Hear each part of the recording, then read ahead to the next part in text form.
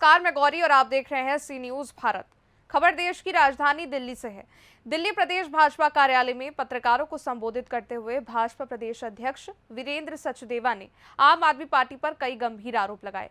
इस पत्रकार वार्ता में दिल्ली भाजपा प्रदेश अध्यक्ष वीरेंद्र सचदेवा ने कहा कि आम आदमी पार्टी केवल भ्रष्टाचार में लिप्त है। दिल्ली के सरकारी अस्पताल में मुफ्त की दवाइयों के नाम पर नकली दवाएं देकर जनता के जीवन से खिलवाड़ हो रहा है। इसके अलावा उन्होंने कहा कि कुछ ऐसे ही काले कारनामे स्कूल की बिल्डिंग बनाने में भी सामने आए हैं, जहां 2 कंपनियों ने टेंडर भरे, जिसमें एक कंपनी का टेंडर 6 करोड़ 2 लाख रुपयों का था, जबकि दूसरी कंपनी का टेंडर 3 करोड़ 5 लाख रुपए का है। मगर नियमों को ताक पर रखकर इसका फैसला कर दिया है और टेंडर फर्स्ट को काम दे दिया गया है। ऐसे में ये दिखाता है कि आम आदमी पार्टी कितनी ईमानदार है और इस दौरान उन्होंने क्या कुछ कहा है, आइए आपको सुनवाते हैं। लेकिन उनकी सरकार के कारनामे अभी भी जारी हैं। आज 2 खुलासे मैं आपके सामने रखने जा रहा हूं। मुख्यमंत्री चाहे जेल में हो, लेकिन भ्रष्टाचार चालू है। भ्रष्टाचार अभी भी चल रहा है। सबसे पहला जो मैं खुलासा आपके सामने करने जा रहा हूं, वो मनीष चचा का शिक्षा क्रांति मॉडल है। जेल में रह के भी कैसे खेल खेला जाता है, वो खेल अभी भी जारी है। 2021 में एक project management unit school of excellence के लिए टेंडर निकाला जाता है। 2 कंपनियां टेंडर में पार्टिसिपेट करती हैं। एक का नाम है बोस्टन कंसल्टिंग ग्रुप और दूसरी है अर्नेस्ट एंड यंग। दोनों अपनी बिड डालती हैं। बोस्टन कंपनी की बिड आती है 6 करोड़ 2 लाख और जो दूसरी कंपनी है उसकी बिड आती है 3 करोड़ 6 लाख। लेकिन काम दिया जाता है बोस्टन कंपनी को, जिसके पैसे ज़्यादा हैं, जिसकी बिड मामूली है, छोटी है। जो L1 है उसको काम नहीं दिया जाएगा, काम उसको दिया जाएगा जो कंपनी ज़्यादा पैसे मांग रही है। और उस कंपनी के तार किससे जुड़े हैं?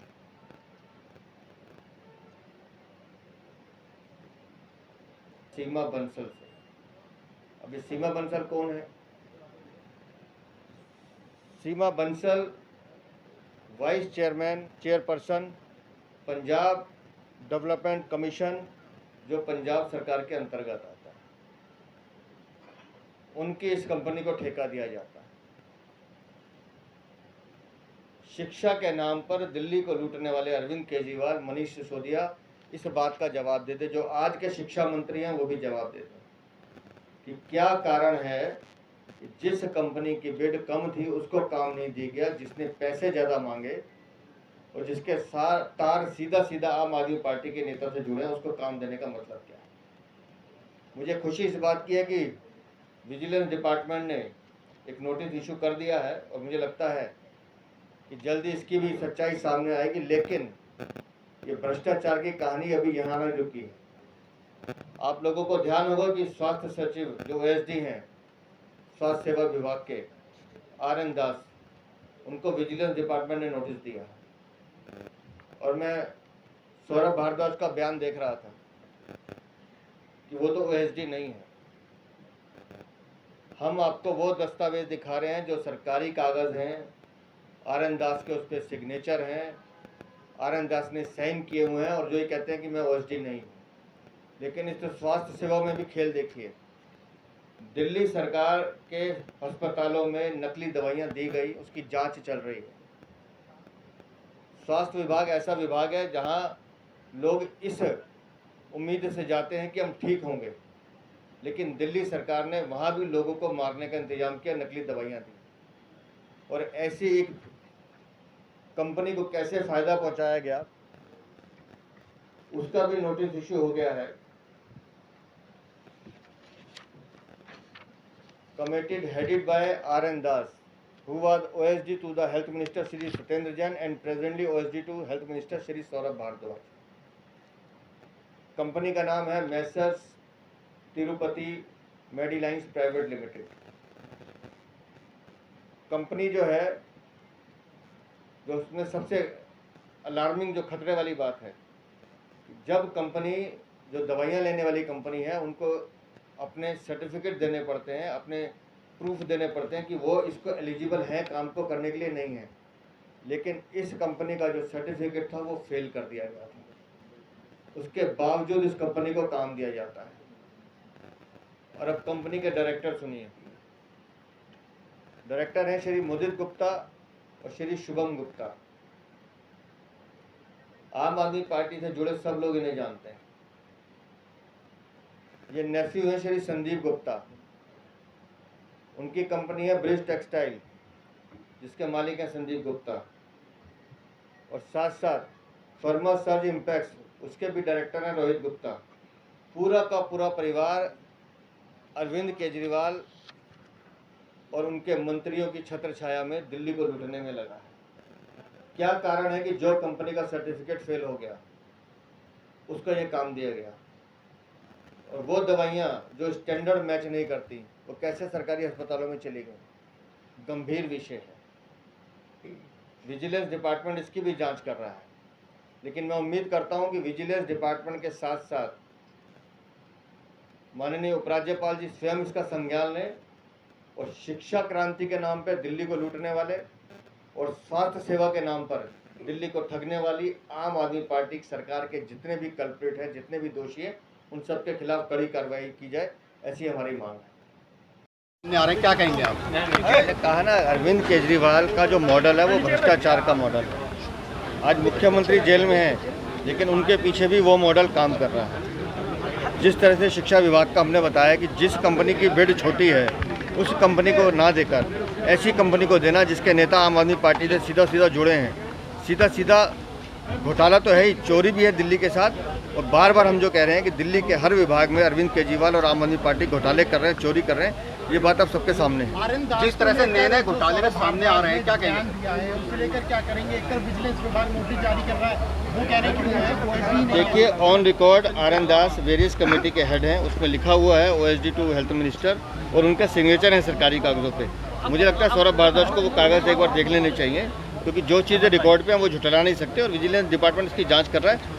कुछ ही दिनों में सच सामने आएगा। विजिलेंस विभाग ने जो 2 मामले उठाए हैं, इसे लेकर आपका क्या कहना है? मैं कह रहा हूँ शिक्षा में और स्वास्थ्य में जल बोर्ड के बाद, जो हम कहते हैं कि जल बोर्ड घोटाला शराब घोटाले से बड़ा घोटाला है, लेकिन शिक्षा और स्वास्थ्य ये 2 सेवाएं ऐसी हैं कि सीधा सीधा दिल्ली की जनता के लिए महत्व रखती हैं, लेकिन उसमें भी पैसे कमाने का रास्ता ढूंढना, चोरी करना, ये आम आदमी पार्टी का चरित्र दिखता है।